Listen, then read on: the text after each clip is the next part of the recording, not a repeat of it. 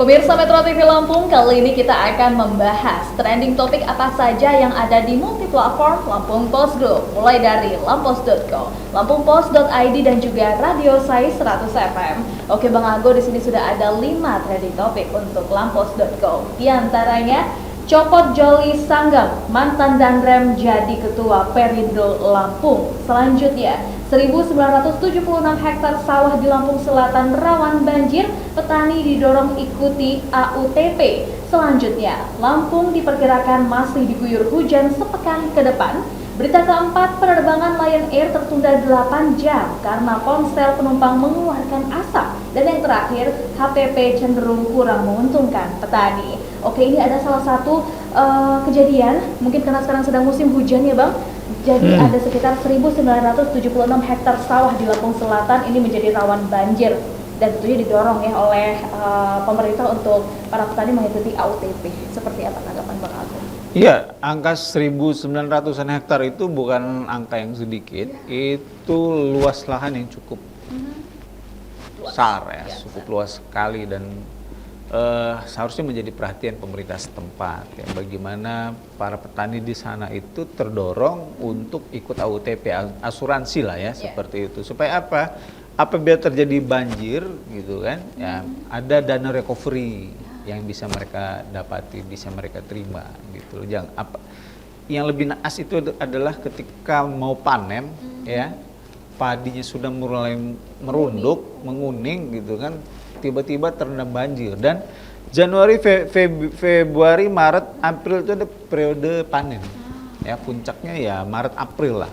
Panen raya serentak di sejumlah daerah. Nah, ini harus jadi perhatian semua pihak. Kalau petaninya belum mau gitu, itu harus di cross check di lapangan. Kenapa? Apalagi daerah yang kalau kita perhatikan ya, berdasarkan pemberitaan-pemberitaan yang ada, daerah rawan banjir itu di situ-situlah. Betul. Gitu. Nah, artinya ada dua hal yang harus dilakukan ya.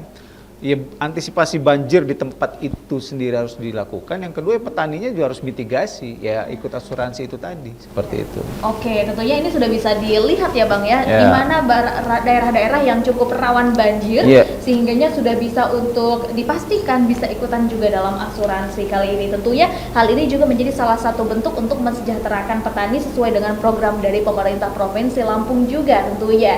Nah, kita kali ini akan beralih untuk lampungpost.id. 5 trending topik di antaranya. Kali ini antisipasi banjir jelang panen raya. Selanjutnya, persiapan jemaah haji Lampung 2023. Berita ketiga, rapat pengendalian inflasi Lampung. Selanjutnya, agenda Menpan RB di Lampung Tengah. Dan terakhir, MU raih trofi pertama di tahun 2023. Oke, ini ada salah satu juga berita ya tentunya terkait antisipasi banjir jelang panen raya. Masih terkait ya Bang ya, dengan masih terkait antara Lampung Post ID dengan lampos.co ya. Karena memang berita panen raya itu lagi tinggi-tingginya, harga beras itu lagi tinggi-tingginya ya. Lagi menjadi perhatian semua pihak, harga beras yang ya cenderung tinggi lah ya, dari akhir tahun hingga awal tahun hingga bulan Februari, dan mungkin Maret nanti juga harga beras masih cukup tinggi. Apalagi nanti kita mau menghadapi hari besar keagamaan ya, puasa dan kemudian Idul Fitri. Tentu saja kebutuhan masyarakat terhadap pangan itu cukup tinggi, dan kita ada potensi produksi padi yang akan dihasilkan selama periode panen raya itu. Kita berharap jangan sampai loss lah ya. Volume produksi yang kita targetkan mungkin sekian ribu ton gitu kan, itu menjadi hilang karena musibah atau bencana banjir, seperti itu. Wah, tentunya juga selain daripada adanya musim hujan, ada juga musim bola kali ini ya Bang ya. MU raih trofi pertama di tahun 2023. Sepertinya ini menjadi kabar yang cukup membahagiakan ya bagi para fans dari MU sendiri. Ya, ini mungkin trofi hiburan pertama ya setelah beberapa musim MU itu puasa gelar lah ya, terutama di gelar domestik. Jauh lebih didominasi oleh Liverpool, Manchester City gitu kan. Dan ya mungkin harapannya bagi fans MU adalah gelar yang diberikan oleh Ten Hag ya di awal tahun ini itu bisa diikuti dengan gelar-gelar yang jauh lebih prestis Wow. dari gelar juara yang direngkuh tadi malam. Luar biasa sekali. Tentunya sangat berbangga bagi para fans MU sendiri. Yeah. Kita akan beralih kali ini untuk berita dari trending topik Radio Sai 100 FM. 5 trending topik diantaranya. Tisa Biani rilis lagu Rindu Yang Palsu diproduseri oleh Dul Jailani. Selanjutnya konser Raisa di GBK dihadiri 42.000 penonton. Selanjutnya Reality Club meluncurkan single dengan nuansa yang baru. Selanjutnya Tom Holland akan kembali jadi Peter Parker di Spider-Man keempat. Dan terakhir ARMY bersiap, Jimin BTS akan rilis album solo Face bulan Maret 2023. Oke, ini sebagai pecinta film tentunya, apalagi ini adalah Marvel, mungkin dari Bang Ago sendiri sudah punya ekspektasi tersendiri ya terhadap Spider-Man keempat. Dan kabar baiknya, ternyata Tom Holland akan kembali menjadi Peter Parker. Wow.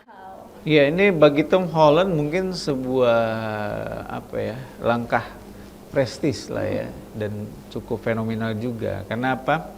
Kalau kita lihat Tobey Maguire itu hanya memerankan Spider-Man 3 sequel, kemudian setelah Tobey Maguire saya lupa namanya siapa. Itu The Amazing Spider-Man ya, itu cuma Andrew Garfield ya, cuma dua sequel ya. Dan Tobey Maguire itu ini berhasil ya dengan 4 sequel. Tapi kalau kita lihat sih di akhir filmnya yang terakhir ya, No Way Home, itu memang sudah menyiratkan Tom Holland akan tampil lagi sebagai Spider-Man. Karena di akhir ending No Way Home kan itu direset tuh semua ingatan orang-orang terhadap Spider-Man. Pasti akan ada lanjutan lagi ya Bang ya. Jadi saya feeling saya sih ini kayak semacam reboot, tetapi dengan aktor, dengan cerita yang masih lanjut gitu. Yang di reboot itu adalah ingatan dari orang-orang yang ada di universe-nya Spider-Man-nya Tom Holland. Tom Holland, wow, luar biasa. Apalagi tentunya dengan peluang dia masih muda, tentunya ini juga masih akan memberikan banyak potensi untuk Tom Holland sendiri ya, melanjutkan kembali sequel-sequelnya. Apalagi tentunya dengan Marvel Universe yang begitu beragam ceritanya, berkembang juga. Jadi Kevin Feige dan tim Marvel itu mungkin cukup beruntung ya, merekrut Holland dengan usia yang masih sangat belia ya. Dia dilibatkan dalam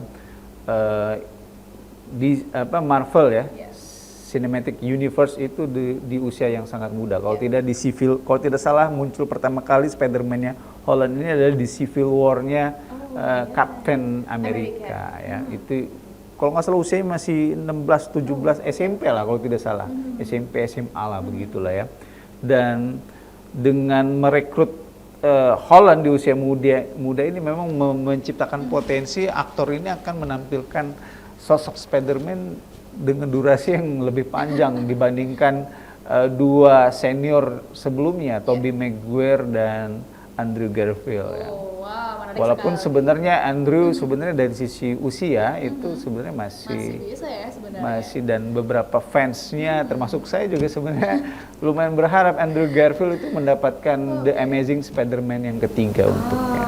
Wah, tentunya mungkin banyak sekali plus minus ya dari adanya sequel ini, tapi tentunya kita juga berharap sekali dan antusias untuk menyambut ya dari adanya Spider-Man keempat. Terima kasih banyak untuk Bang Ago, dan untuk Anda pemirsa Metro TV Lampung, Anda bisa untuk update informasi selengkapnya dengan membaca Harian Umum Lampung Pos. Kunjungi juga website dari lampos.go serta lampungpos.id, dan dengarkan selalu Radio Sai 100 FM serta kunjungi website ya di sai100fm.id. Saya Herdiani Oktavia beserta seluruh kerabat kerja yang bertugas mengucapkan terima kasih dan sampai jumpa.